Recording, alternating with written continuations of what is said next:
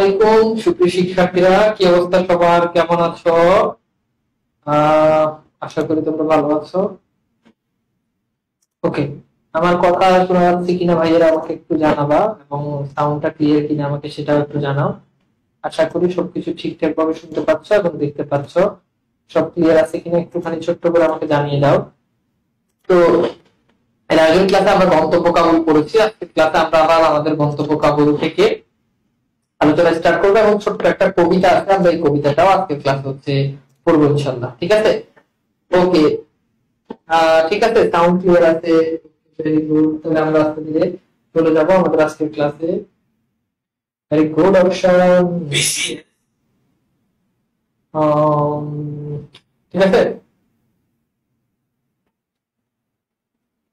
ওকে, sound ঠিক আছে। ও sorry, এই যে এটা লাগাই নাই, এবার ঠিক আছে কিনা জানো তো?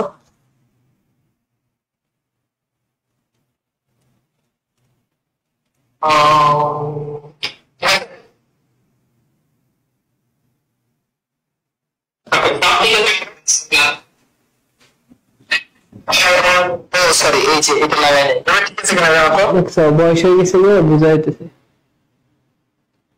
আচ্ছা, তো কি অবস্থা তোমাদের? আশা করি তোমরা সবাই ভালো আছো, সুন্দর সুস্থ আছো। ঠিক আছে, তো আমরা আমাদের আজকের ক্লাস শুরু করে দিব। স্যার কেমন আছেন? ভালো আছি আলহামদুলিল্লাহ, ভালো আছি। এখন তো সাউন্ড ঠিক থাকার কথা, তাই না? এখন তো ঠিক আছে সাউন্ড।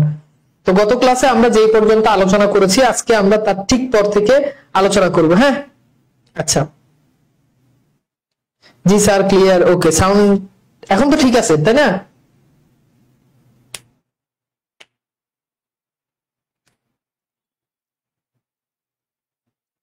ঠিক আছে এখন? জি স্যার, ওকে, এখন ঠিক আছে। ওকে, ঠিক আছে। ওকে, তাহলে আজকের ক্লাসে, গত ক্লাসে আমরা যে পর্যন্ত পড়েছি, আজকের ক্লাসে আমরা তার ঠিক পর থেকে আমরা হচ্ছে আলোচনা করব। হ্যাঁ,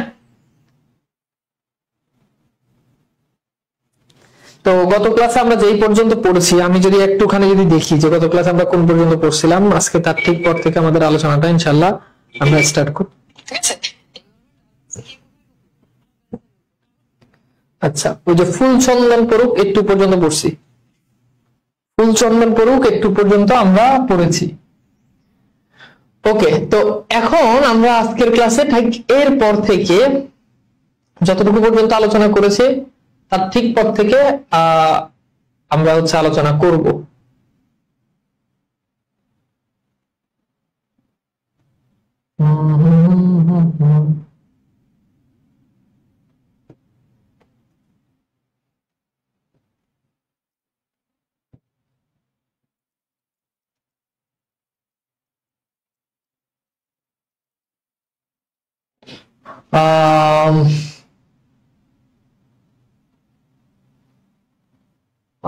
ঠিক আছে, অচেনা কোষগুলো আরম্ভ করে তারপর হচ্ছে চৌকো দুর্গ সমতা আছেন, যদি পারেন তাহলে প্রচার শব্দ জীব রাতকানা রেডিও কর্মচারী কর্মচারী অর্ধ কর্মতা আমাদের সংগঠনের শব্দ।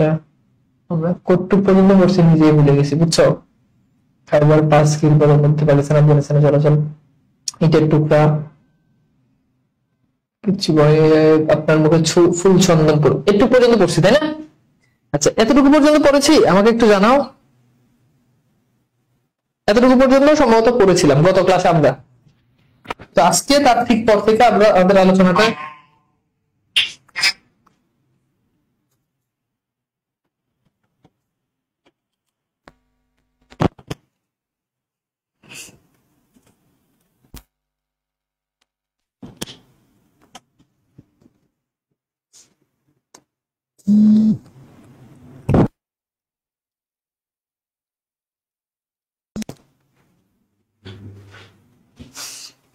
ওকে, তো গত ক্লাসে আমরা এই জায়গাতে পড়েছি, তাই না? এই জায়গাটা পর্যন্ত পড়েছিলাম।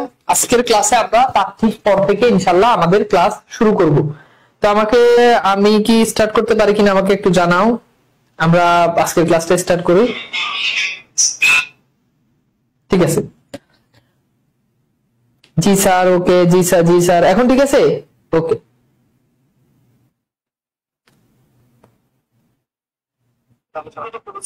আজকের ক্লাসে আমরা তার পর থেকে ইনশাআল্লাহ আমাদের, হ্যাঁ এখন তো ঠিক আছে সাউন্ড, হ্যাঁ শুরু করেন। ঠিক আছে, সাউন্ড ঠিক আছে। ওকে,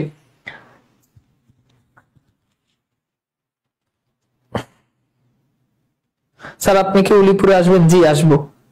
আচ্ছা ওকে, এই সাউন্ড দিয়ে, সেম সাউন্ড দিয়ে মাত্র একটা ক্লাস শেষ করে তোমাদের ক্লাসে ঢুকলাম। এখন তোমরা যদি বলো যে সাউন্ড সমস্যা, তাহলে কেমন হবে? এটা বলো তাহলে কেমনে কি করবো বলো।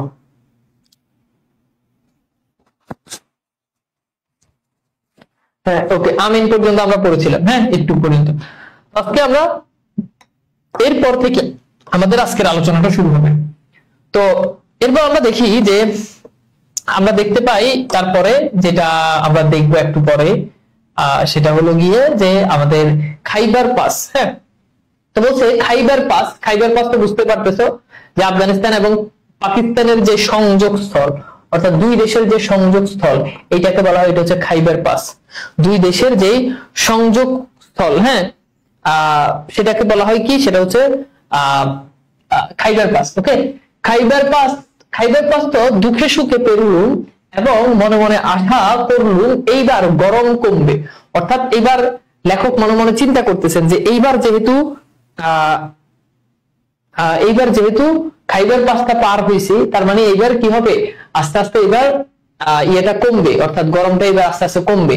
এরপর বলছে যে কমলো বটে, কিন্তু কমছে বটে, কিন্তু পাসের ভেতর পিচ ঢালা রাস্তা ছিল, সে সংকীর্ণ হোক আর বিস্তীর্ণ হোক, এখন আর রাস্তা বলে কোনো বালাই নেই। অর্থাৎ আগে অনেক গরম ছিল, খাইবার পাস পার হওয়ার আগে অনেক গরম ছিল, এখন গরম কিছুটা কমছে, কিন্তু এখন আবার রাস্তা নাই, মানে রাস্তার কোনো বালাই নেই, থাকে না একদম ভাঙাচুরা রাস্তা, বুঝছো, একদম ভাঙাচুরা রাস্তা, এইরকম ভাঙাচুরা রাস্তা ছিল, বুঝছো। তো এই জন্য বলছে যে আগে খাইবার পাস পার হইতাম, এখন খাইবার পাস পার হয়ে এখন যেটা আছে ওইটাতে আর রাস্তার কোনো বালাই নাই। হাজার বছরের লোক চলাচলের ফলে পাথর এবং অতি সামান্য মাটির উপর যে দাগ পড়ে আছে তারই উপর দিয়ে মোটর চললো, অর্থাৎ ওই যে তাদের যে গাড়িটা এটা চলতেছে, মনে হচ্ছে 1000 বছর আগে এই রাস্তা করছে। গ্রামের দিকে বা শহরে এরকম কিছু কিছু রাস্তা আছে না, যে রাস্তা একেবারে রাস্তার কোনো বালাই নাই, হ্যাঁ এরকম।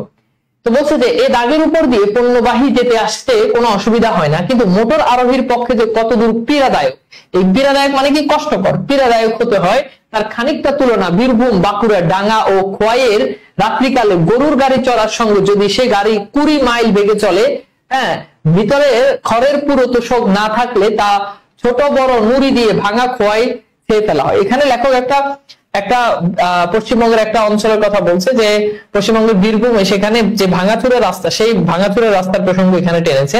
এই ভাঙাচুরা রাস্তার দিনে গাড়ি যদি অনেক জোরে যদি চলে তাহলে এইটা ঠিক আছে।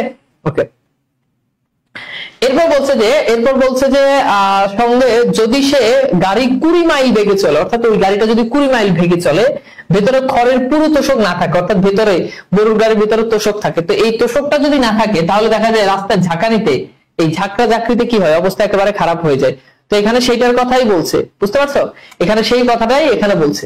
আচ্ছা, এরপর বলছে যে ল্যান্ডিকোটল, ল্যান্ডিকোটল হচ্ছে পাকিস্তানের উপজাতি শাসিত অঞ্চলের একটা শহর। এই ল্যান্ডিকোটল থেকে দক্কা 10 মাইল, অর্থাৎ ল্যান্ডিকোটল থেকে মোট 10 মাইল।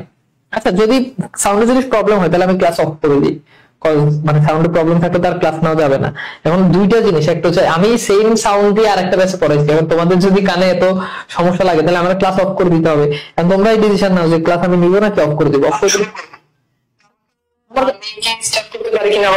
সাউন্ড খুবই ক্লিয়ার, মানে এরপরও যদি বলো যে সাউন্ড সমস্যা যদি কেউ কমেন্ট করে তাহলে আমি ক্লাস অফ করে দেবো, পরে নিবো। স্যার এখন ঠিক আছে।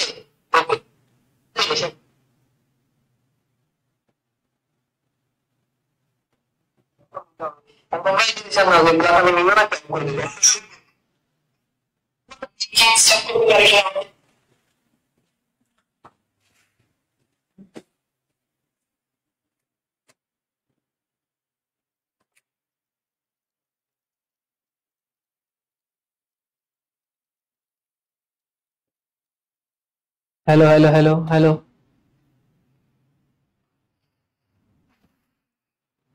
মানে এরপর সমস্যা যদি কেউ কমেন্ট করে তাহলে ক্লাস অফ করতে।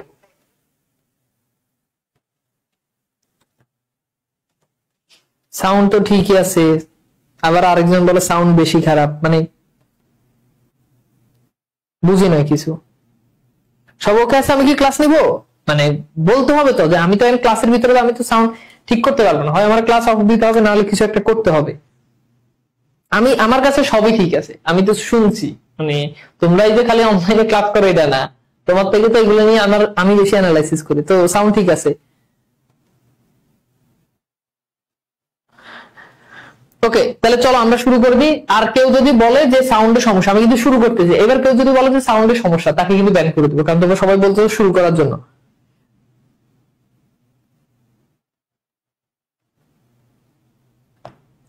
সমস্যার কথা বললেই তো বলে অফ করে দিব। আরে মানে বুঝলাম না ভাই, মাথায় কমন সেন্স নাই? সমস্যা থাকলে তো ক্লাস অফই করতে হবে। এন্ড আমি কি ক্লাসে ঢুকে কি সাউন্ড সমস্যার সমাধান করতে পারবো? এটা তো সম্ভব না।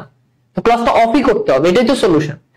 ক্লাসে ঢোকার পর সাউন্ড সমস্যা, নেটের সমস্যা থাকলে আমরা কি করতে হবে? স্বাভাবিক ক্লাসটা অফ করে দিতে হবে। ক্লাসটা অফ করে দিয়ে নেক্সট ক্লাসে আবার সবকিছু ঠিকঠাক করে আসতে হবে, এটুকুই তো। আগে এই যে মাত্র তোমাদের একটা ভার্সিটি ব্যাচে মাত্র পড়াই তোমাদের ক্লাসে ঢুকছি, তাদের কোনো কমপ্লেন নাই, তোমাদের কমপ্লেন, তো কি করবো আমি?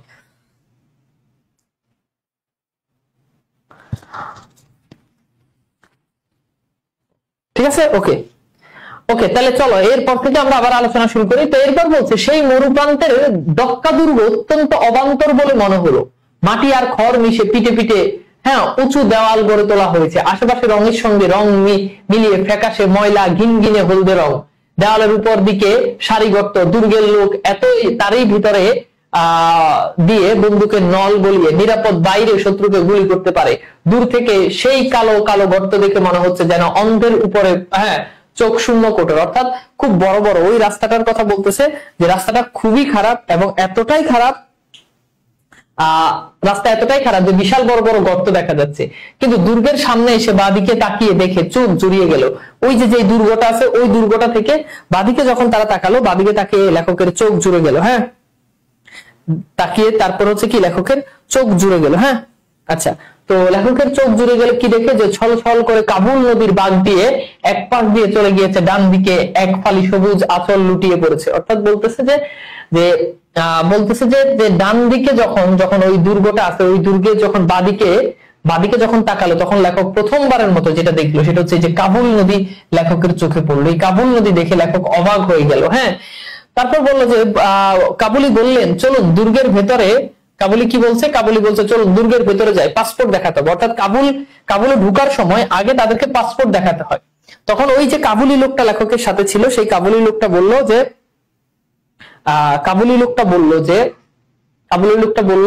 পাসপোর্ট দেখাতে হবে, আমরা সরকারি কর্মচারী। অর্থাৎ তখন তাদেরকে বলছে যে আমরা হচ্ছে কি সরকারি কর্মচারী। তাদেরকে বলছে, ওই কাবুলি লোকটা লেখককে বলছে যে আমরা হচ্ছে সরকারি কর্মচারী, তাড়াতাড়ি ছেড়ে দিবে। অর্থাৎ লেখককে বলতেছে যে আমরা যেহেতু সরকারি কর্মচারী, তার মানে আমাদেরকে আটকায় রাখবেন, আমাদেরকে তাড়াতাড়ি ছেড়ে দিবে, তাহলে সন্ধ্যার আগেই জালালাবাদ পৌঁছাতে পারবো। অর্থাৎ যেহেতু সন্ধ্যা হয়ে যাবে, সন্ধ্যার আগেই আমরা হচ্ছে জালালাবাদ পৌঁছে যেতে পারবো, কেননা আমাদেরকে তাড়াতাড়ি ছেড়ে দিবে, আমি তো সরকারি কর্মচারী, বুঝছো? আচ্ছা, ওকে। এরপর খেয়াল করে দেখো, আমরা একটুখানি দেখি,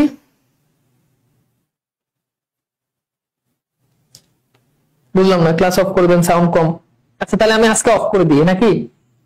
দেখি নেক্সট ক্লাস। আমি বাংলাদেশের সবচেয়ে দামি যে মাইক্রোফোন, সেই মাইক্রোফোনটা ইউজ করি, এটা এই যে ডিজিআই বড়টা। তো মানে জিনিসটা হচ্ছে, এটা হয়তো সেটিং এ কোনো ঝামেলা আছে। সাউন্ড প্রবলেম হওয়ার পরে আমি সবচেয়ে দামি যেটা ওইটা কিনছি। আমার এখানে যে আরো মাইক্রোফোন আছে, যে আরো অনেকগুলো আছে, হয়তো সেটিং এ কোনো ঝামেলা আছে, ঠিক আছে? কারণ এই যে এখন সবাই বলছে সবকিছু ঠিক আছে। সরি, আমি আসলে এইভাবে ক্লাস নিতে পারি না। আমি নেক্সট ক্লাসে তোমাদের জন্য আরো আপডেট করে আনবো সবকিছু। এখানে আসলে এভাবে আসলে ক্লাস নেওয়া যায় না। আমি ক্লাস নিতেছি, একজন বললো যে সাউন্ড সমস্যা, এই সমস্যা। আমি দেখতে সাউন্ডে লিটারালি একটু ক্যাচ, কিন্তু এই সাউন্ড দিয়ে ক্লাস করা যায়, বাট তোমরা অনেক তোমাদের জন্য না, আসলে এটা না, ঠিক আছে? তো আমি হচ্ছে শেষ করে দিই। নেক্সট ক্লাসে হচ্ছে আমি দেখি যে এটা কোনো সুরাহা করা যায় কিনা, ঠিক আছে? আমি এভাবে ক্লাস নিতে পারি না, আমার পক্ষে এভাবে ক্লাস নেওয়া সম্ভব না।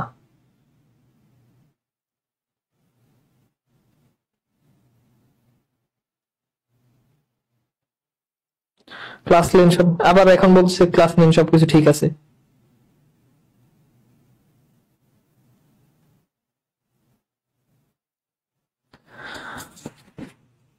ওকে, ঠিক আছে, তাহলে ক্লাস নিচ্ছি। আর বাহিরের কথা বলবা না আমাকে। আমার ক্লাসে এরকম করলে আমি আসলে কনসেন্ট্রেশন আমার প্রচুর ব্রেক হয়। আমি একদম এক মনে এক দিলে ক্লাস নিতে পারি না, কিন্তু এই যে সমস্যা, মানে আমার এই আমি আমি মানে যেটা আছে এটা দিয়ে ক্লাস করার মতো, হ্যাঁ একটু প্রবলেম থাকতে পারে, যেহেতু এটা নতুন, হয়তো সেটিংস এ কোনো ঝামেলা আছে, আমি দেখে নিব এটা, বাট এটা এমন কোনো ইস্যু না যে এটার জন্য ক্লাস করা যায় না। কিন্তু মানে ভাবটা যদি এমন থাকে যে ক্লাসে ঢুকে আমার হয়রানি করবা, ক্লাসে ঢুকে আমার মানে ছোট্ট একটা ইস্যু পাইলে এটা বড় করে ফেলবা, তাহলে মানে আর তোমাদেরকে শিখাই কি লাভ? তাহলে তো তোমাদেরকে শিখাই কোনো লাভ নাই। মানে যদি বেয়াদবি করো, যদি বেয়াদবি হও, তাহলে আর এই ক্লাস দিয়ে কি হবে? ভার্সিটিতে চান্স পেয়ে কি হবে? মানে উদ্দেশ্য যদি থাকে বেয়াদবি করবা, উদ্দেশ্য যদি থাকে বেয়াদব হবা, তাহলে তো পড়াশোনা করার দরকার নেই, বাপ মার টাকা নষ্ট করার দরকার নেই।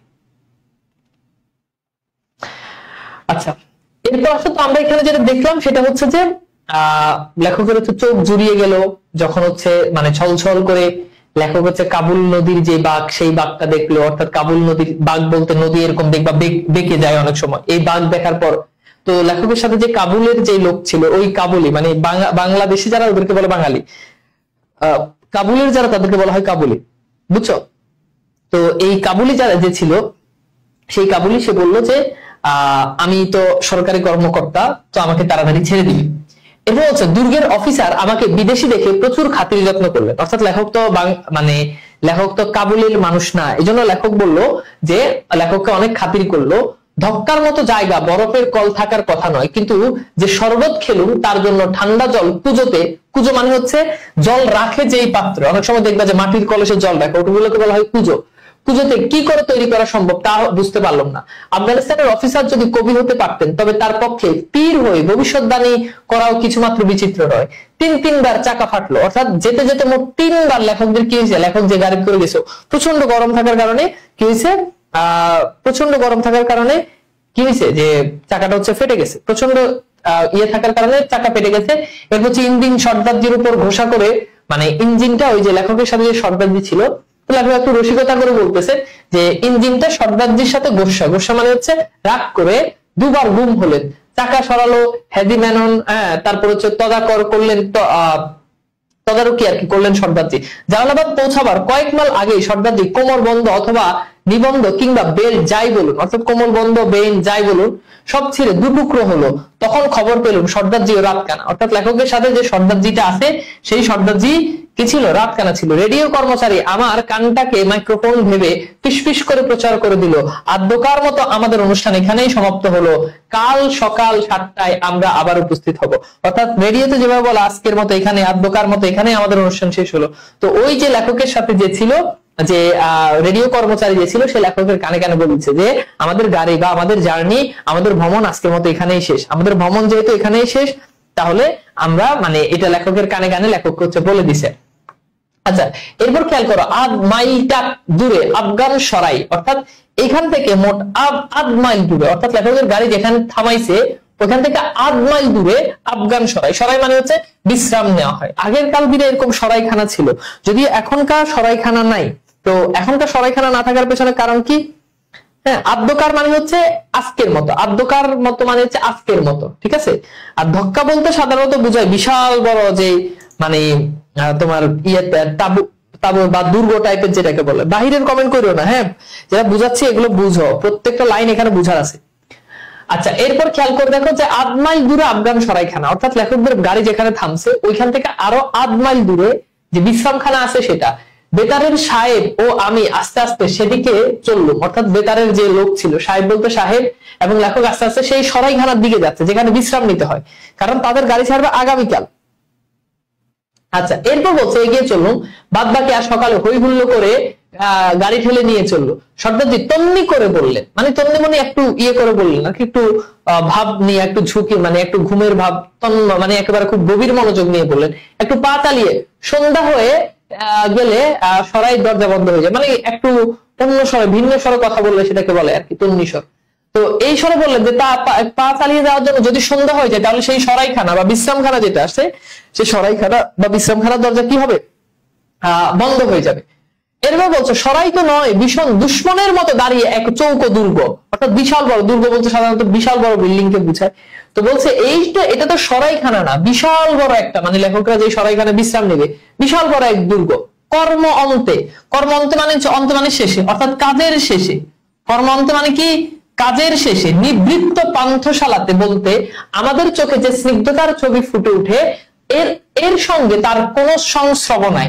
অর্থাৎ সাধারণত এই যে সরাইখানা বা বিশ্রামখানা বলতে আমরা কি বুঝি, খুব চমৎকার হবে যেখানে আমরা বসে বিশ্রাম নিতে পারবো, ঘুমাতে পারবো, আরাম করতে পারবো। এই সরাইখানাটা আসলে এরকম ছিল না, অর্থাৎ এটার সাথে কোনো সংস্রব নেই, মানে এটার সাথে কোনো মিল নেই। 30 ফুট উঁচু হলদে মাটির নিরেট 4খান দেওয়াল, সামনের খানাতে এক বিরাট দরজা এবং ভিতর দিয়ে ওট, বাস, ডাবল ডেকার অর্থাৎ বড় বড় যে বাসগুলো পর্যন্ত অনায়াসে ঢুকতে পারে। কিন্তু ভিতরে যাওয়ার সময় মনে হলো এই শেষ ঢোকা, এ দানবের পেট থেকে আর বেরোতে পারবো না। অর্থাৎ ওই সরাইখানাটা এত বড় ছিল যে ওই সরাইখানার মধ্যে ওট ঢুকে যায়, বাস ঢুকে যায়, এরপর হচ্ছে ডাবল ডেকার বড় বড় যে বাসগুলো আছে সেগুলো ঢুকে যায়। লেখকের মনে হচ্ছে যে এইখানে যে ঢুকবো, এই ঢুকার পরে, এখানে ঢুকার পরে যে মানে এখানে যে ঢুকবো, এখানে ঢুকার পরে আর কি হবে না, মনে হচ্ছে যে জীবন আর এখান থেকে বের হতে পারবো না। অর্থাৎ ওটা অত বড় ছিল। ঢুকাই থমকে দাঁড়ালো। তো লেখক যখন সরাইখানাতে যখন ঢুকতেছে, ঢুকার পরে ঠাস করে থমকে দাঁড়াইছে। কত শত শতাব্দীর পুঞ্জীভূত দুর্গন্ধ আমাকে ধাক্কা মেরেছিল বলতে পারিনি। অর্থাৎ কত শত শতাব্দীর পুঞ্জীভূত দুর্গন্ধ, অর্থাৎ ওই সরাইখানাতে যেহেতু আনপাবলিক সবাই যেহেতু আশ্রয় নেয়, সবাই যেহেতু সেখানে থাকে, এই জন্য কি হয়েছে যে সবাইকে পুঞ্জীভূত দুর্গন্ধ, মনে হচ্ছে পুঞ্জীভূত মানে জমে থাকে, এত বেশি দুর্গন্ধ ছিল মনে হচ্ছে লেখক ঢুকার সাথে সাথে লেখক এই করছে, এগুলো কি করছে, ধাক্কা মারছে। কিন্তু মনে হলো আমি যেন সে ধাক্কায় 3 গজ পিছিয়ে গেলুম। মনে হচ্ছে যে আমি যেন ধাক্কা, মানে এত ধাক্কা মারছে যে ধাক্কার সাথে মনে হচ্ছে আমি 3 গজ ভিতরের দিকে চলে গেছি। ব্যাপারটা কি বুঝতে অবশ্য বেশি সময় লাগলো না। এলাকাটা মৌসুমী হাওয়ার বাইরে, অর্থাৎ মৌসুমী হাওয়ার বাইরে, সাধারণত মৌসুমী হাওয়া যেখানে বৃষ্টিপাত হয়, হ্যাঁ মৌসুমী হাওয়ার বাইরে, তাই এখানে কোনো বৃষ্টিপাত হয় না। অর্থাৎ যেই এলাকাটাতে সরাইখানা, এই এলাকাটাতে এখানে কোনো বৃষ্টিপাতই হয় না। যথেষ্ট উঁচু নয় বলে বরফও পড়ে না, অর্থাৎ একদিন যদি উঁচু হইতো তাহলে বরফ পড়তো, আবার বৃষ্টিও হয় না। আশেপাশে নদী বা ঝর্ণা নেই বলে ধোয়া মোছার জন্য জলের বাজে খরচ কোথাও উঠে না। অর্থাৎ ওই যে সরাইখানাটা ওটা যে পরিষ্কার করবে এমন কোনো ব্যবস্থা নাই, আশেপাশে ঝর্ণা নাই, তারপর হচ্ছে বৃষ্টি হয় না, এই জন্য ওই সরাইখানা কর্তৃপক্ষ পরিষ্কার করে না, বাহিরের কমেন্ট করে না। পুঞ্জীভূত মানে হচ্ছে এক করা, একত্রিত করা, বুঝতে পারছো? আচ্ছা ঠিক আছে, ওকে। আজকের ক্লাসের পর মোটামুটি অনেকেই ব্যান খাবে, বুঝছো, মাথায় রেখো। এই যে আমি দেখতেছি যে কি করতেছো তোমরা, পড়াশোনার বাহিরে মানে পড়াশোনার ভিতরে থাকো না, এত বাহিরে চলে যাচ্ছ কেন? ক্লাসের কমেন্ট বক্সটার মনে হয় যে মানে পাবলিক বানাই ফেলা, একজন আরেকজনের রিপ্লাই দিয়ে আরেকজন মানে আসেই মনে হয় যে একজন আরেকজনের কমেন্টে রিপ্লাই দেওয়ার জন্য। এরপর দেখো, অতএব সিকান্দর শাহী বাজিরাজ থেকে আরম্ভ করে, সিকান্দর শাহী বাজিরাজ বলতে এখানে বোঝানো হচ্ছে ঘোড়া, বুঝছো, মানে একদম ঘোড়া থেকে শুরু করে সিকান্দর শাহী বাজিরাজ থেকে আরম্ভ করে, হ্যাঁ পরশুদিনের অন্ত ভেড়ার পালচে যে অবদান রেখে গেছে তার স্থূলভাগ মাঝখানে সাফ করা হয়েছে বটে, কিন্তু সূক্ষ্ম দুর্গন্ধ সর্বত্র এমন স্থিরীভূত হয়ে আছে যে ভয় হয় ধাক্কা দিয়ে না হয় সরলে এগিয়ে যাওয়া অসম্ভব। অর্থাৎ বলতেছেন যে এই যে সরাইখানাতে তো কেউ যদি পশু পাখি মানে গবাদি পশু, তারপর ঘোড়া, ওট এগুলো নিয়ে যায়, তো ওই ওটগুলো তো সরাইখানাতে থাকে। এখন এই যে ওটগুলো যখন মলমূত্র যখন ত্যাগ করে, এগুলো তার ভালো করে পরিষ্কার করায় না, কিছুটা পরিষ্কার করায়, কিন্তু ওগুলো তো গন্ধ থেকে যায়। তো ওই জায়গাটা আবার মানুষটা থাকে। তো লেখক মনে হচ্ছে যে যদি জোর করে এইভাবে যদি ভিতরের দিকে না ঢুকি, তাহলে মনে হচ্ছে ধাক্কা মেরে এই দুর্গন্ধ আমাকে বের করে দিবে, মানে সরাইখানার বর্ণনা দিচ্ছে এইভাবে করে। এরপর হচ্ছে সূচিবেদ্য মানে হচ্ছে সুই পরিমাণ।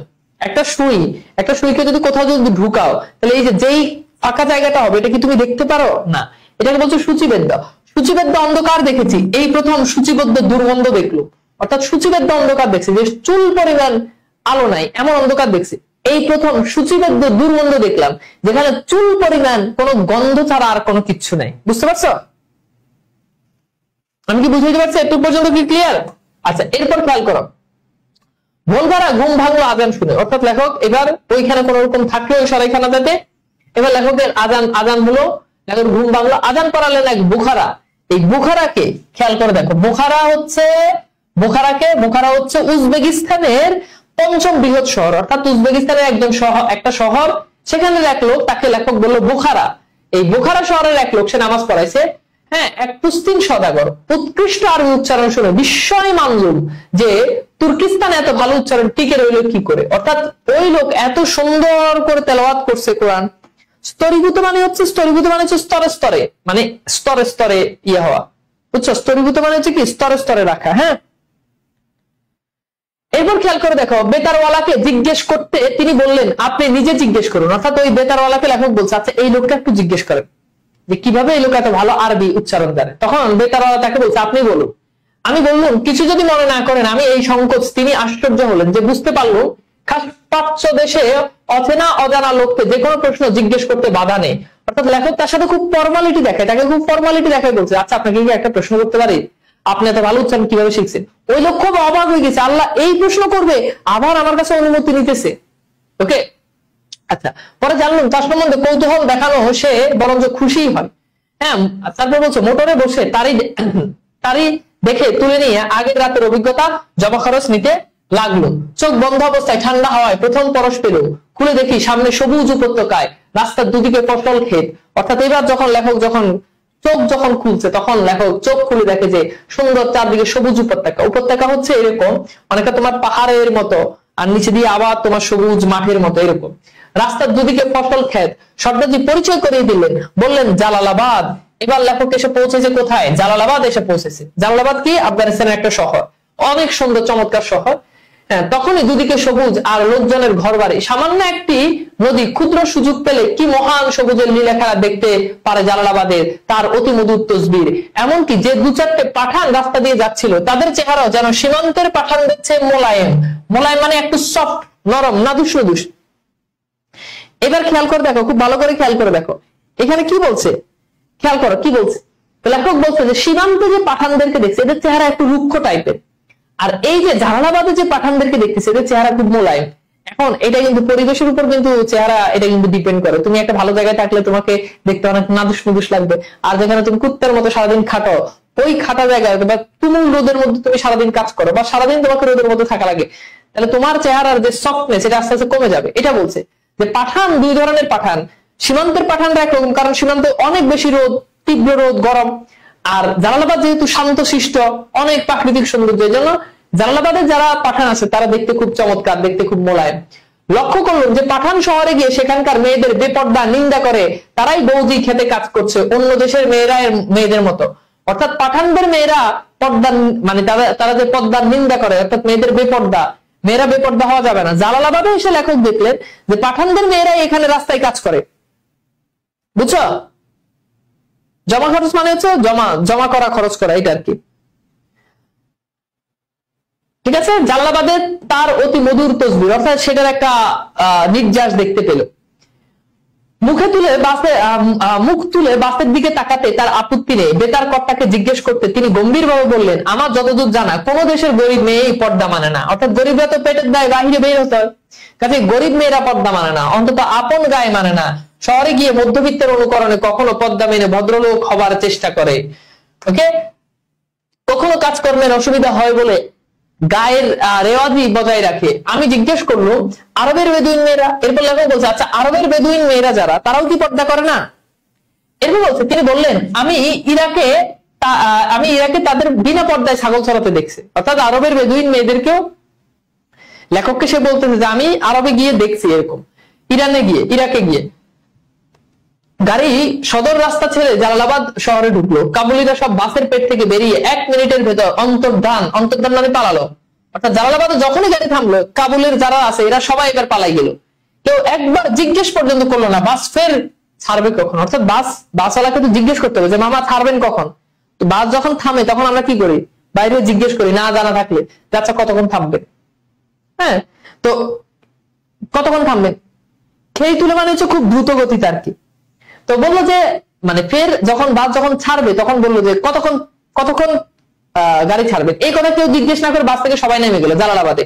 আমি তো এই প্রথম যাত্রা, তাই সর্দারজিকে সুদালাম মানে কি বললাম, সুদালাম মানে কি সর্দারজিকে বললো, কি বললো, বাস আবার ছাড়বে কখন, অর্থাৎ বাসটা আবার কখন ছাড়বে। সর্দারজি বললেন আবার যখন সবাই জড়ো হবে, অর্থাৎ কোনো নির্দিষ্ট টাইম নেই, যখন সবাই আসবে তখন আবার বাস ছাড়বে। বুঝছো? এরপর খেয়াল করে দেখো, এরপর বলছে যে জিজ্ঞেস করলুম সে কবে। সর্দারজি যেন একটু বিরক্ত হয়ে বললেন আমি তার কি জানি, সবই খেয়ে দিয়ে ফিরে আসবে যখন, অর্থাৎ যখন সবাই খাওয়া দাওয়া করে ফিরে আসবে তখন আবার এই গাড়ি ছাড়বে। বেতারকর্তা বললেন ঠাই দাঁড়িয়ে করছেন কি? ঠাই মানে হচ্ছে একেবারে স্থির হয়ে, অর্থাৎ আপনি একেবারে স্থির হয়ে দাঁড়িয়ে কি করছেন, আসুন আমার সঙ্গে, আমি সুদালাম মানে কি বললাম।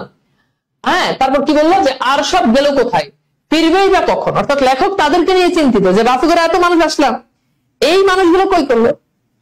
বেদুইন হচ্ছে আরবের যাযাবর জাতি। শব্দ অর্থগুলো জানাটা খুব ইম্পর্টেন্ট, এটা জানার কথা। বেদুইন হচ্ছে আরবের এক জাতি। তো বলছে বাকি লেখক ওই লোককে বলতেছে, যে বেতার কর্তাকে বলছে যে আপনি বলেন তারা কখন যাবে, তো ফিরবে বা কখন। তিনি বললেন ওদের জন্য আপনি এত উদ্বিগ্ন কেন, অর্থাৎ আপনি ওদের জন্য এত চিন্তা করতেছেন কেন?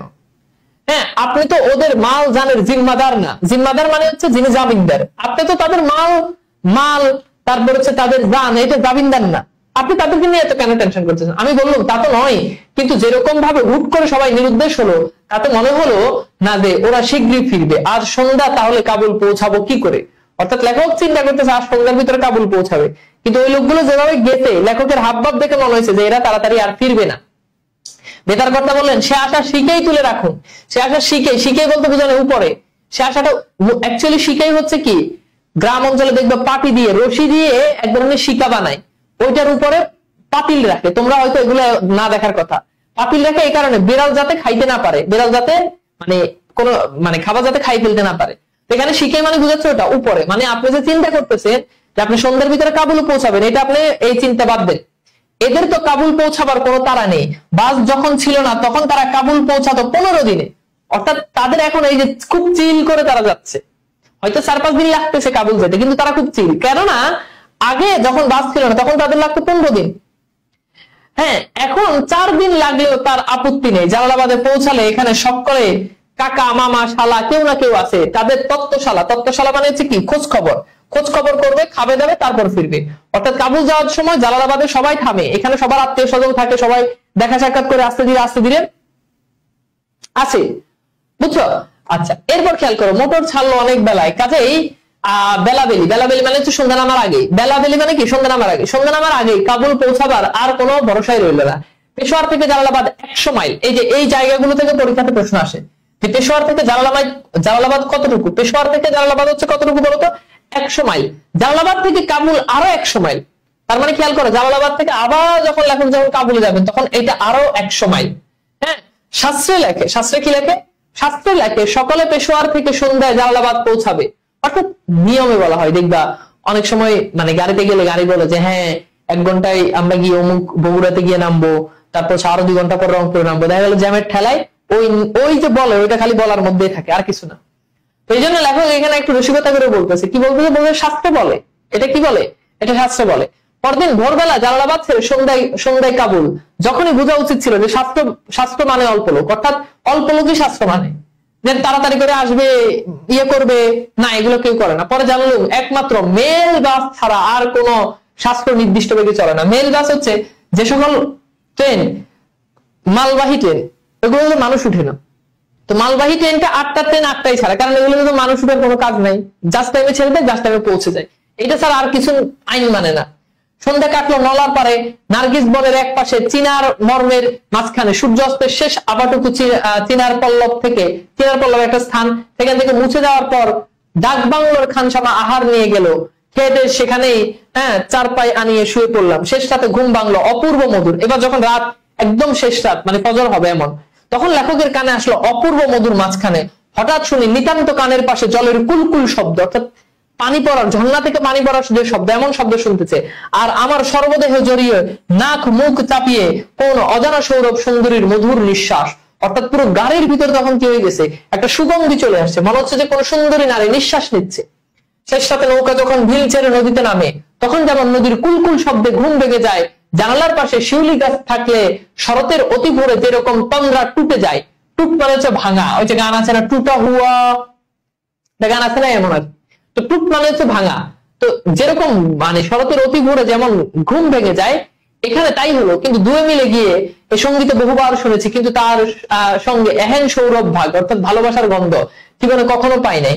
সেই আধা আলো অন্ধকারের চেয়ে দেখি দিনের বেলায় শুকনো নালা জলে ভরে গিয়ে দুকুল ছাপিয়ে নার্গিসের পা দিয়ে ছুটে চলছে। ঝলমল নালার উজানের দিনের বেলায় বাদ দিয়ে জল বন্ধ করা হয়েছে। ভোরে আজানের সময় নিমলার বাগানের পালা বাঁধ খুলে বাঁধ খুলে দিতে নালা চাপিয়ে জল ছুটছে, তারই পাশে নার্গিস নয়ন মেলে তাকিয়ে আছে, এ গান সৌরভে মিশে গেছে, আর যে চিনারে পদপান্ত উভয় সঙ্গীতে সৌরভ উৎসব বিষয়, হ্যাঁ উৎস বিষয়, এখানে একটু ভুল আছে, হয়ে উঠেছে, সে তার মাথা তুলে দাঁড়িয়ে আছে প্রভাত সূর্যের প্রথম রশ্মি নবীন অভিষেকের জন্য। এখানে মূলত বলতেছে অর্থাৎ তিনি যে কাবুলের যে সৌন্দর্য, কাবুলের সেই সৌন্দর্য লেখককে অভিপ্রায় মানে একেবারে মানে চমৎকার করে লেখক সেটা তুলে ধরলেন। এদিন আজি কোন ঘরে গো খুলে দিল দ্বার মানে দরজা, আজি প্রাতে সূর্য উঠা, ভোরে নামাজ শেষ হইতে শব্দাব্দী ভেপু বাজাতে আরম্ভ করলেন, মানে সবাই তুলে দিতেছে আর কি। হ্যাঁ, ভাবগত দেখে মনে হলো তিনি মনস্থির করে ফেলেছেন আজ সন্ধ্যা যে করেই হোক কাবুলে পৌঁছাবেন, অর্থাৎ যে করেই হোক তিনি আজ সন্ধ্যা কি করবেন, কাবুলে পৌঁছাবেন। তো এই হচ্ছে আমাদের মোটামুটি গন্তব্য কাবুল। এটা চল আমরা একটু কোশ্চেন সলভ করি। হ্যাঁ, 9 শিখে দিয়ে লেখক কোথা থেকে শার্ট কিনেছিলেন বলতো?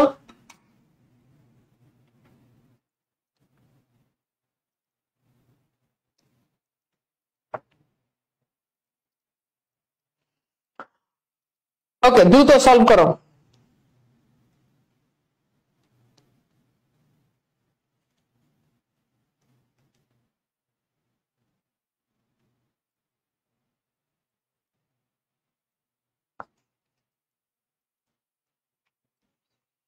ওকে, ভেরি গুড। তাহলে এটা কি হবে? উত্তর হচ্ছে চাঁদনি থেকে, তাই না? আমরা অনেকগুলো কোশ্চেন সলভ করব, দেখি আমরা আসলে কতটুকু পড়ছি সেটা মনে আছে কিনা। ইউরোপিয়ান থার্ড নামক একটি প্রয়োজনীয় সর্বত্র আনাগোনা করতো কোথায়, কোথায় করতো বলতো? এবারে একটা মন থেকে বলো তো, তোমরা আমার ক্লাসের শুরুতে আমি ডিস্টার্ব করছো কেন? আসলে কি সাউন্ডের প্রবলেম? সাউন্ডের প্রবলেম থাকলে এখন সাউন্ডের প্রবলেম নাই? হ্যাঁ, আমি তো প্রথমে শুনলাম যে সাউন্ড ঠিক আছে, তোমরা মানে ডিস্টার্ব করছো কেন আজকে? ইচ্ছাকৃত ভাবে করছো নাকি সত্য করে বলো? আমি তো প্রথমে শুনলাম যে সাউন্ড ঠিক আছে। আচ্ছা, তাহলে এটার উত্তর কি হবে বলতো? ইউরোপিয়ান থার্ড কোথায়? ভারতে। এটার উত্তর কি হবে? ভারতে। বাংলাদেশের প্রসঙ্গ ওখানে নাই কোথাও। এটা ইউরোপিয়ানদের জন্য কে বলেছিলেন? এটা লেখক কে বলেছিলেন বলতো? এটা ইউরোপিয়ানদের জন্য।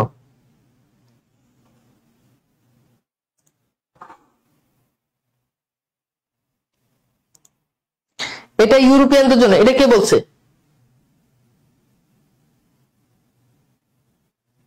তাহলে উত্তর কি? উত্তর হচ্ছে এই যে এক ফিরিঙ্গি লেখককে বলছে। হ্যাঁ, আচ্ছা, এরপর দেখো আমরা দেখি ফাঁকা গাড়িকে কে কাজে লাগাতে চাইছে। তাই উত্তর হচ্ছে লেখক বলছে যে তোমাতে আমাতে মিলে কাজে লাগাই। আচ্ছা, এরপর দেখো বাংলা শব্দের অন্তদেশে, অন্তদেশ মানে শেষে, অনুসার যোগ করলে কি হয়? বাংলা শব্দের অন্তদেশে। আচ্ছা, প্রথমে প্রবলেম ছিল না? তাহলে বাংলা শব্দের অন্তদেশে কি হয়? অনুসার যুক্ত করলে হয় সংস্কৃতের মতো। ইংরেজি শব্দ কোথায় জোর দিলে, জোর দিয়ে কথা বললে সাহেবী ইংরেজি হয়? উত্তর হচ্ছে প্রাগদেশে। প্রাগদেশ মানে কি? শুরুতে। প্রাগদেশ মানে কি? শুরুতে। ওকে, এরপর খেয়াল করে দেখো ফিরিঙ্গি কোথাকার নেটিভ বলতো? এগুলো আমরা একদম ভালো করে পড়ছি, খুব ভালো করে পড়ছি। ওকে, বলো ফিরিঙ্গি কোথাকার নেটিভ? ফিরিঙ্গি কোথাকার? ফিরিঙ্গি তালতলার নেটিভ আমরা পড়ছিলাম, তাই না? আচ্ছা, এরপর দেখো কার ভ্রমণের উৎসাহ ক্রমে চুপসে গেছে? উত্তর হচ্ছে কি? আর বলো, কার ভ্রমণের আগ্রহ ক্রমেই চুপসে? উত্তর হচ্ছে লেখকের। লেখকের ভ্রমণের আগ্রহ ক্রমেই চুপসে গেছে, অর্থাৎ লেখক ভ্রমণ করতে চাইছে কিন্তু ওই যে বাড়ির প্রতি মানে দূরে যাচ্ছে, এটার জন্য লেখক কি করতে ব্যস্ত ছিলেন? পাসপোর্টের জামা কাপড় জোগাড় করতে, জুতো পলিশ করতে, খাওয়া দাওয়া করতে, গাড়ি ও ডেকে আনতে। তো লেখক মূলত প্রথমে ব্যস্ত ছিলেন পাসপোর্ট জামা কাপড় জোগাড় করতে, পাসপোর্ট গোছাইছে এবং জামা কাপড় জোগাড় করতে প্রথম দিকে বলছে যে প্রথম কয়েকদিন অনেক ব্যস্ত ছিলাম। লেখকের সাথে কার আলাপচারিতা হলো? কাবুলির, পাঠানের, সাহেবের, ড্রাইভারের। তো আলাপচারিতা আরম্ভ হলো, কাবুলির হয় না, পাঠানের হয় না, সাহেবের হয় না। তো প্রথম দিকে আসলে লেখকের সাথে কার হয়েছে বলো? কাবুলির তো অনেক পরে হয়েছে, তাই না? কাবুলির সাথে কি হয়েছে? অনেক পরে হয়েছে। এবার বলো পাঠানের সাথে হয়েছে আলাপচারিতা শুরু হয়েছে কার সাথে? পাঠানের সাথে, তাই না? নাকি সাহেবের সাথে? অ্যাকচুয়ালি কোশ্চেনটাই একটু ঝামেলা আছে আর কি, মানে লেখকের সাথে অনেকের সাথে আলাপচারিতা শুরু হয়েছে। আচ্ছা, এরপর দেখো কে উৎকৃষ্ট ডিনার তৈরি করেছে? উত্তর হচ্ছে পিয়াসে। পিয়াসে মানে কি? প্রেমিকা। লেখকের ওই লোকের পিয়াসে। জাকারিয়া এস্টেট থেকে লেখক কি নিয়েছিলেন? জাকারিয়া স্ট্রিট থেকে লেখক নিয়েছিলেন খাবার। আচ্ছা, সাহেব খায় আর কি করে? আনমনে বাইরের দিকে তাকায়। ওই যে যখন তোমাদের মনে আছে সাহেবের বউ যখন নিজে রান্না করছে এটা বলে যখন চালাই দিছে, তখন সাহেব কি করে? আনমনে বাইরের দিকে তাকায়। তখন সাহেব বাইরের দিকে তাকায়, লজ্জায় বাইরের দিকে তাকায়। আচ্ছা, 6 ফুট লম্বা কে? 6 ফুট লম্বা কাবুলি, পাঠান, বাঙালি, ইউরোপিয়ান। তাহলে উত্তর হচ্ছে পাঠানরা। আচ্ছা, এরপর খেয়াল করে দেখো, জলান্ধরে সিলোয়ার বানাতে কত গজ লাগে? তো এইগুলো একদম আমরা যখন প্রথমে যখন পড়ছি, যেমন তোমাদেরকে একটুখানি যদি দেখাই তাহলে তোমরা আরো ভালো বুঝবা। দেখো, একদম প্রথম দিকে আমরা এই কোশ্চেন গুলো হচ্ছে আমরা খুব ভালো করে পড়ে আসছিলাম। কই গেল? এই যে দেখো, একদম প্রথমে দেখো, তোমাদেরকে একটু দেখাই, মানে কিভাবে কোশ্চেন গুলো কিভাবে আসে ওটা তোমাদেরকে একটু দেখাই। আচ্ছা,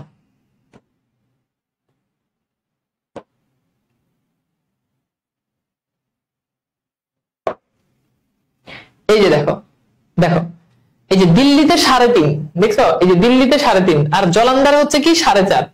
জলান্ধারে কত? 4.5, আর লাহোরে হচ্ছে 5, তারপর হচ্ছে লালমুসাই 6.5। তার মানে বুঝতে পারতেছো উত্তরটা কি হবে? জলান্ধারে কত হবে?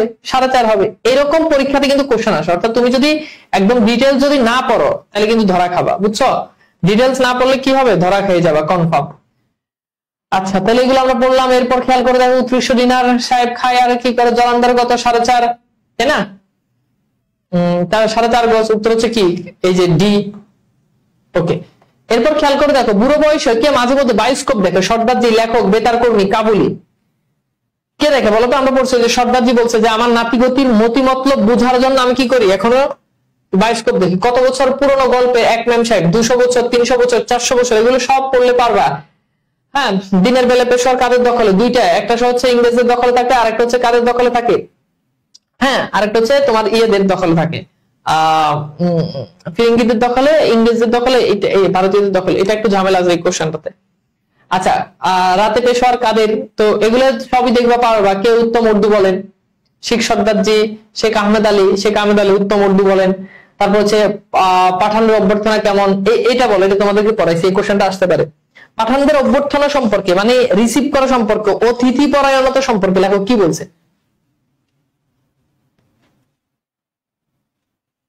পাঠানদের অভ্যর্থনা কেমন বলতো? পাঠানদের অভ্যর্থনা কেমন? উত্তর হচ্ছে লেখক নিজেই বলছে যে নির্জল আন্তরিক, অর্থাৎ কোনো জল নাই, কোনো ভেজাল নাই, একদম খাঁটি, বুঝছো? আচ্ছা, এরপর বলছে গন্তব্য কাবুল শিরোনামে আর যা হতে পারতো? আফগানিস্তানের যাত্রা, কাবুল যাত্রা, কাবুলের পথে। তো উত্তর তিনটাই হইতে পারতো। দেখো, আফগানিস্তানের যাত্রা, এটা ঠিক আছে। কাবুল যাত্রা, কাবুলের পথে, এটাও হইতে পারতো। মানে তিনটাই এখানে আসলে রাইট অ্যান্সার হয়। এরপর বলছে গাড়ি ছাড়ার সঙ্গে সঙ্গে লেখকের মনে হলো তিনি একা, তিনি নিঃসঙ্গ, তিনি দল ছুটো। তাহলে তিনি কি, তার কি মনে হয়েছে বলতো? গাড়ি ছাড়ার সঙ্গে সঙ্গে লেখকের মনে হয়েছে কি? তিনি একা। এটা তো ঠিক আছে, এটা তো ঠিক আছে, কিন্তু আমার তো অপশনে একটা নাই। খেয়াল করো, অপশনের মিনিমাম আমাকে 2টা নিতে হবে। সো এখন আমি যদি 2টা যদি নিতে যাই তাহলে উত্তর হচ্ছে লেখক এক আর নিঃসঙ্গতা একই, তার মানে 1 আর 2। সো 1 আর 2 হলে আমার অপশন হবে কি? সঠিক উত্তর হচ্ছে ক। 1 আর 2 যখন হবে তখন সঠিক উত্তর কি হবে? ক হবে। Very good. আমি কি বুঝাতে পারছি? ওকে, তাহলে এইটা কি আমাদের কি ক্লিয়ার? আমাকে একটুখানি বলো তো, একটু পর্যন্ত কি আমাদের ক্লিয়ার? পারবো আমরা? কঠিন নাকি? পারবা কিনা বলো তো? জিনিসটা অনেক সহজ, একটু সহজ মনে করলেই সহজ, আর কঠিন মনে করলে কিন্তু আসলেই কঠিন। আমরা সহজ মনে করেই পড়বো। আমরা যত সহজ মনে করবো পড়া আমাদের কাছে ততই সহজ হবে। আমরা এখন পড়বো পদ্মা কবিতা, খুব ছোট্ট একটা কবিতা, বেশি সময় লাগবে না। তোমাদের পাঠ্য বইটা একদম সবচেয়ে ছোট কবিতা এটা। তো আমাদের এই কবিতাটা আমরা একটু পড়ার জন্য চেষ্টা করি। অনেক ছোট কবিতা, তো চিন্তা করার কোনো কারণ নাই, এটা আমরা অল্প সময়ে শেষ করে ফেলবো, একেবারে ছোট কবিতা। তো লিখেছেন ফররুখ আহমদ, ঠিক আছে?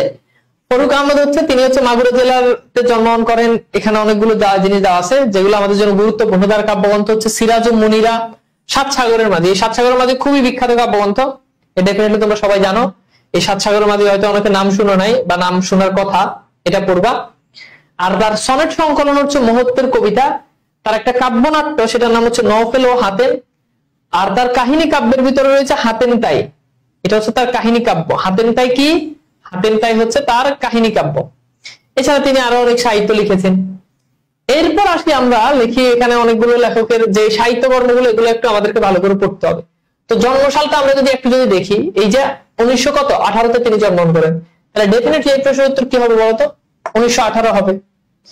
তো এই জিনিসগুলো আমাদেরকে একটু পড়তে হবে লেখক পরিচিতি থেকে, যেগুলো আমাদেরকে লেখক পরিচিতি থেকে পড়লে আমরা পারবো। এরপর আমরা যদি একটুখানি যদি দেখি, আচ্ছা এরপর একটু আমি যখন কোশ্চেন সলভ করে তখন অনেক ফাস্ট সলভ করে, মানে সময় কম দিই, এটাই হওয়া উচিত। মানে আমি যখন কোশ্চেন সলভ করে তখন ধীরে পড়ানোর কোনো কাজ নেই, তাড়াতাড়ি ধামধাম করে কোশ্চেন সলভ করবো, মানে তাহলে তুমি তাড়াতাড়ি কোশ্চেনটা ধরে ফেলবা, এটাই হচ্ছে তোমার ক্রিয়েটিভিটি। আচ্ছা, তো করুক আমাদের পদ্মা কবিতাটি কাফেলা নামক কাব্যগ্রন্থ থেকে নেওয়া হয়েছে। কোথা থেকে বলতো? কাফেলা, এটা মনে রাখবা, পদ্মা কাফেলা, পদ্মা কাফেলা। তাহলে পদ্মা কোথা থেকে নেওয়া হয়েছে? কাফেলা কাব্যগ্রন্থ থেকে। পদ্মা কোথা থেকে নেওয়া হয়েছে? কাফেলা কাব্যগ্রন্থ থেকে। ওকে, আচ্ছা, তো এখানে আসলে মূল বিষয়বস্তু কি? মূল বিষয়বস্তু হচ্ছে এখানে শব্দার্থ আছে, এগুলো পরে বলবো। আমাদের বাংলাদেশ হচ্ছে কি নদীমাতৃক বাংলাদেশ। এই নদীমাতৃক বাংলাদেশে পদ্মা নদীকে ঘিরে পদ্মা নদীর যে ভয়ঙ্কর আবর্তন, ঢেউয়ের যে আবর্তন, নদীর ঢেউ কেউ কখনো দেখছো? তীব্র স্রোত,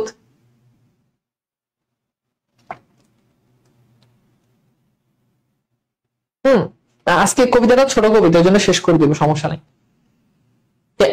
এই যে পদ্মা নদীকে নিয়ে লেখকের চিন্তাধারা, এই পদ্মা নদী যখন বন্যা হয় তখন এই পদ্মা নদী সবকিছু পদ্মার পানি দিয়ে সবকিছুকে ভাসিয়ে তলিয়ে নিয়ে যায়। আবার যখন বন্যা যখন শেষ হয়ে যায় তখন এই পদ্মা নদী মানুষের জীবিকার একটা উৎস তৈরি করে, বুঝছো? তো এবার আসো আমরা একটু দেখি। এরপরে আমি এখানে যে শব্দার্থ দেওয়া আছে এগুলো সব আমি পড়াই দিব, এরপর ব্যাখ্যা দেওয়া আছে সব বলে দিব।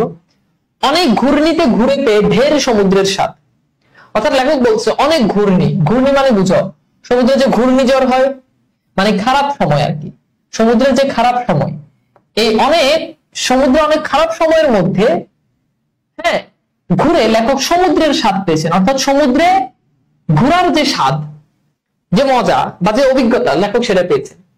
জীবনের পথে পথে অভিজ্ঞতা কুড়ায় প্রচুর, অর্থাৎ জীবনের পথে পথে লেখকের যে জীবন, এই জীবনে লেখক বিভিন্ন জায়গায় ঘুরেছেন, লেখক বিভিন্ন জায়গায় ঘুরেছেন, লেখক পদ্মা নদীর মধ্যে ঘুরেছেন। লেখক ঘুরিয়ে কি করছেন? নানা অভিজ্ঞতা তিনি কুড়িয়ে নিয়েছেন, প্রচুর অভিজ্ঞতা তার আছে। এই অভিজ্ঞতা থেকে লেখক এবার বলতেছে কেঁপেছে তোমাকে দেখে জলদস্যু দুরন্ত হারমাদ। এই কথা কাকে বলতেছে? এই তোমাকে দ্বারা বলতেছে পদ্মা নদীকে, অর্থাৎ পদ্মা নদীকে বলতেছে যে তোমাকে দেখে, এই তুমি পদ্মা নদী, তোমাকে দেখে তুমি যখন তোমার যখন ঘূর্ণিঝড় যখন শুরু হয়, তোমার যখন তাণ্ডব যখন শুরু হয়, তখন তোমাকে দেখে কেঁপেছে জলদস্যু। জলদস্যু মানে হচ্ছে যারা জলে ডাকাতি করে। জলদস্যু মানে কি? যারা জলে ডাকাতি করে। এই জলদস্যু দুরন্ত হারমাদ, দুরন্ত মানে চালাক, হারমাদ মানে হচ্ছে পর্তুগিজদেরকে বলা হয় হারমাদ। তো বলছে তোমাকে দেখে এই ভয়ঙ্কর দুরন্ত যে জলদস্যু, সেই জলদস্যু তোমার পদ্মা নদীর ঢেউয়ের আবর্তন দেখে কি করছে? কেঁপেছে। তাহলে লাস্ট টাইমটা বুঝতে পারছো? কেঁপেছে তোমাকে দেখে জলদস্যু দুরন্ত হারমাদ, অর্থাৎ পদ্মা নদীর ঢেউয়ের যে আবর্তন, এটা দেখে জলদস্যু কি করছে? কাঁপছে। তোমার তরঙ্গ বঙ্গের বর্ণ তার হয়েছে পাণ্ডুর। এই পাণ্ডুর মানে হচ্ছে ধূসর, মলিন, অর্থাৎ তোমার তরঙ্গভঙ্গ। তরঙ্গভঙ্গ মানে কি? ঢেউয়ের আবর্তন, অর্থাৎ এই যে ধুম ধুম ধুম ধুম করে যে ঢেউ উঠে, বুঝছো? ঢেউয়ের আবর্তন। তো বলছে যে তোমার এই ঢেউয়ের আবর্তন দেখে, তোমার ঢেউয়ের আবর্তন দেখে কি হয়েছে? পাণ্ডুর হয়েছে, ফ্যাকাশে হয়ে গেছে, মলিন হয়ে গেছে। কিভাবে মলিন হয়েছে? কার মলিন হয়েছে? মুখ মলিন হয়ে গেছে, ওই যে ওই হারমাদ জলদস্যু। সংগ্রামী মানুষ তবুও দুই তীরে চালায় লাঙ্গল, অর্থাৎ সংগ্রামী মানুষ বলতে বোঝানো হচ্ছে কৃষক। অর্থাৎ এই হারমাদ জলদস্যু পদ্মা নদীর এই ব্যাপক ঢেউ দেখে সে ভয় পেয়ে গেছে, অথচ আমার দেশের যারা কৃষক তারা দুই তীরে, এই নদীর দুই তীরে তারা লাঙ্গল চালাচ্ছে, তাদের মধ্যে কোনো ভয় নাই, তারা সাহসী, সংগ্রামী। কঠিন শ্রমের ফল শস্য দান পেয়েছে প্রচুর, অর্থাৎ তারা কঠিন পরিশ্রম করেছে, তুমুল পরিশ্রম করে তারা সেখান থেকে ফল শস্য পেয়েছে। প্রচুর পরিমাণে তারা কি করছে? সেখানে পরিশ্রম করে তারা সেখান থেকে শস্য পেয়েছে, তারা সেখান থেকে ফলমূল পেয়েছে, সবজি পেয়েছে, বুঝছো? তাহলে লেখক এখানে কি বুঝাতে চাইলেন? লেখক এখানে বুঝাতে চাইলেন যে যেই পদ্মা নদীর ঢেউয়ের আবর্তন দেখে জলদস্যু ভয় পায়, সেখানে আমার সংগ্রামী কি করতেছে? আমার সংগ্রামী কৃষক যারা, তারা সেখান থেকে শস্য ফলাচ্ছে, উর্বর চরে ফলাইছে পর্যাপ্ত ফসল। উর্বর চর, উর্বর মানে হচ্ছে যেখানে ভালো চাষ হয়, ভালো চাষ হয়, অর্থাৎ যেখানে ভালো চাষ হয় সেটাকে বলে, সেটা হচ্ছে কি? উর্বর। উর্বর তোমার চরে ফলাইছে পর্যাপ্ত ফসল। অর্থাৎ তোমার এই উর্বর চর, পদ্মা নদীকে বলতেছে। চর তো বুঝো, ধরো এটা হচ্ছে নদী, এই নদীর চারপাশে এমন যে খেলা মানে চিকন মাঠের মতো থাকে নদীর দুই পাশে, এটাকে বলে চর, বুঝছো? এরকম দেখবে যে ঢাল হয়ে গেলে, পানি কমে গেলে ওইটা চর হয়ে যায়, ওটাকে বলে চর। তো বলছে এই তোমার এই উর্বর চরে ফলাইছে পর্যাপ্ত ফসল, অর্থাৎ তোমার এই উর্বর চরে, এই চরের মধ্যে অনেক ফসল কি হয়েছে, ফলাইছে, মানে অনেক ফসল পেয়েছে, ফলন হয়েছে।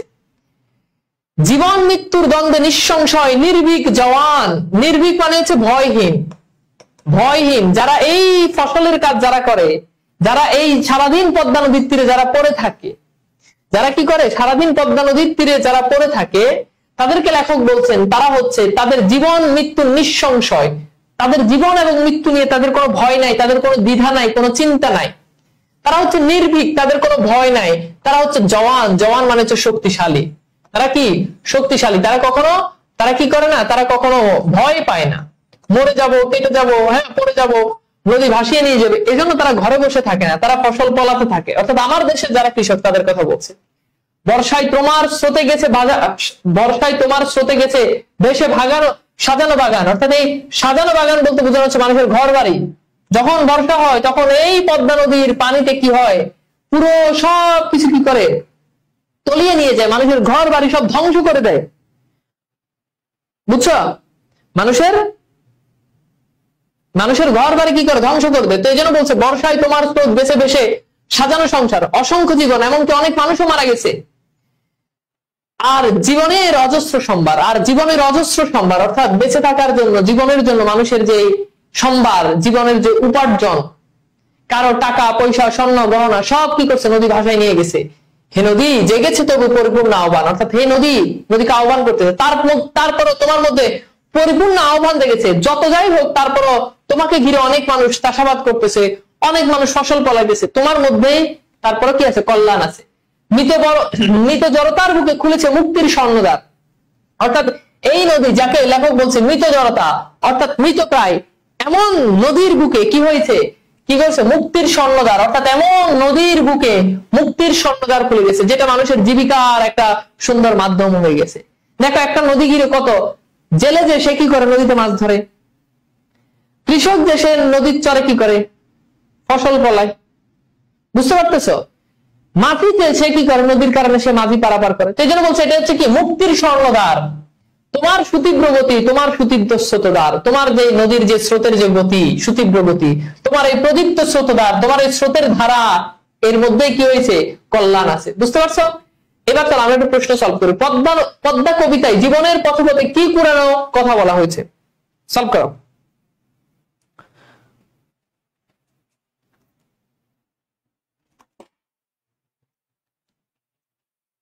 জি একসাথে হবে এক্সাম, গন্তব্য কাবুল আর পদ্মা।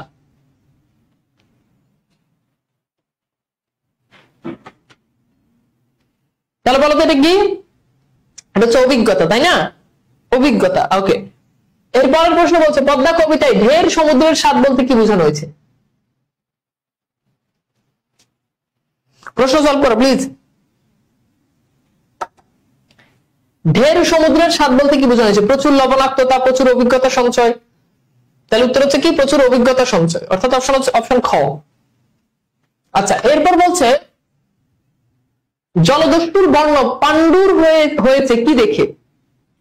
তো খেয়াল করে দেখো, জলদস্যুর বর্ণ পাণ্ডুর হয়েছে, অর্থাৎ জলদস্যুর মুখ মলিন হয়ে গেছে।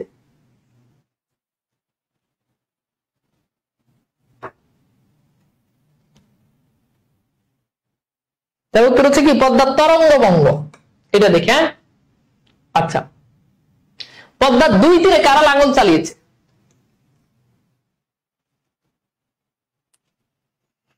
পদ্মার দুই তীরে কারা লাঙ্গল চালিয়েছে বলতো, এটা কি বলে, সংগ্রামী মানুষ। হ্যাঁ আচ্ছা, এরপর আসো আমরা এরপর প্রশ্ন দেখি, পদ্মা কবিতায় কোন ঋতুর উল্লেখ আছে। তাহলে যে বর্ষা ঋতুর উল্লেখ আছে, তাই না? আচ্ছা এরপর দেখো, জেগেছে তবু পরিপূর্ণ আহ্বান, এই আহ্বান কিসের, নদীতে নৌকা ভাসানোর আহ্বান, না শস্য দানা সংগ্রহের, জীবন মৃত্যুর দ্বন্দ্ব নিরসনের, নব উদ্যম জীবন শুরু করা। তাহলে উত্তর হচ্ছে কি বলতো, উত্তর হচ্ছে নব উদ্যম, নতুন করে জীবন শুরু করার আহ্বান দাঁড়িয়েছে লেখক। মৃত জড়তার বুকে মুক্তির স্বর্ণদ্বার খুলেছে, কি দ্বারা? সুতীব্র গতি দ্বারা, পরিপূর্ণ আহ্বান দ্বারা। তাহলে উত্তর হচ্ছে কি সুতীব্র গতির দ্বারা। ঘূর্ণি শব্দ অর্থ কি বলো?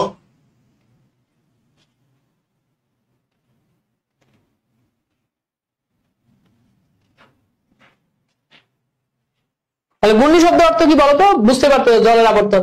জীবনের পথগত অভিজ্ঞতা পুরাই প্রচুর, এখানে কাদের কথা বলা হয়েছে? তাহলে জীবনের পথগত অভিজ্ঞতা পুরাই প্রচুর, উত্তর হচ্ছে কার? জলদস্যু। অর্থাৎ জলদস্যুরা জীবনের পথে কি করছে? অনেক। যদি এখানে প্রথমে লেখক এমন ভাবে বলছে যে মনে হচ্ছে লেখক অভিজ্ঞতা সঞ্চয় করছে, কিন্তু অ্যাকচুয়ালি বুঝাইছে ওই যে জলদস্যু আছে সে নানা অভিজ্ঞতা তার আছে। হ্যাঁ, এরকম জলে জলে হেঁটে, জলে জলে ডাকাতি করা, কি করা, পানির মধ্যে থাকা, এই অভিজ্ঞতা। কঠিন শ্রমের ফল হিসাবে সংগ্রামী মানুষ কি পেয়েছে?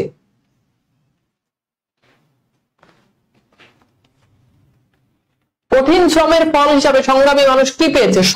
হতাশা পেয়েছে, দারিদ্র পেয়েছে, শস্য পেয়েছে। তাহলে উত্তর হচ্ছে কি শস্য পেয়েছে। আচ্ছা, এরপর দেখো সংগ্রামী মানুষ কেমন শস্য দানা পেয়েছে? স্বল্প, প্রচুর, অপর্যাপ্ত, যথেষ্ট। তাহলে উত্তর হচ্ছে কি প্রচুর। পদ্মার চরে নির্ভীক জওয়ান কেমন ফসল ফলিয়েছে? তাহলে উত্তর হচ্ছে কি বলো? উত্তর হচ্ছে এখানে বলছে পর্যাপ্ত, পর্যাপ্ত ফলাইছে পর্যাপ্ত ফসল। ওকে, নির্ভীক জওয়ান কিসের দ্বন্দ্বে নিঃসংশয়? তাহলে নির্ভীক জওয়ান কি জীবন মৃত্যু দ্বন্দ্বে সে নিঃসংশয়। উত্তর হচ্ছে কি সি। পদ্মা কবিতায় সবুজে সমারোহে বলতে কি বোঝানো হয়েছে? নদীর তীরে প্রচুর বৃক্ষের সারি, নদী পারে গ্রামীণ প্রকৃতি, নদীর তীরে শস্যের সম্ভার। তাহলে উত্তর হচ্ছে কি বলতো? নদীর তীরে শস্যের সম্ভার। তো ছোট্ট না কবিতাটা? ওকে, আজকের ক্লাসে আমরা গন্তব্য কাবুলের দ্বিতীয় পার্ট পড়লাম, এবং হচ্ছে আমরা আমাদের যে সুচেতনা যে কবিতাটা আছে এটাও পড়লাম। সরি, সুচেতনা পদ্মা কবিতা পড়লাম। আশা করি আজকের ক্লাস তোমাদের কাছে ভালো লাগছে। ইনশাল্লাহ নেক্সট ক্লাসে আবার দেখা হবে কয়েকদিনের মধ্যেই। তোমাদের আমরা হচ্ছে তোমাদের নিম্নমিত্তির একটা বড় অংশ আছে, সেটা দেখাই দেওয়া হবে যে কিভাবে নিম্নমিত্তিক অংশগুলো করতে হয়, সবকিছু দেখাই দেওয়া হবে। চিন্তা করার কোনো কারণ নাই। ইনশাল্লাহ যা যা আছে ফার্স্ট পেপার সেকেন্ড পেপার সব কমপ্লিট করা হবে, এটা তোমরা আমার উপর ভরসা রাখো ইনশাল্লাহ। তো দোয়া করো, তাহলে আমার জন্য দোয়া করবা। তোমরা ভালো থাকো। আজকের মতো বিদায় নিচ্ছি। আল্লাহ হাফেজ।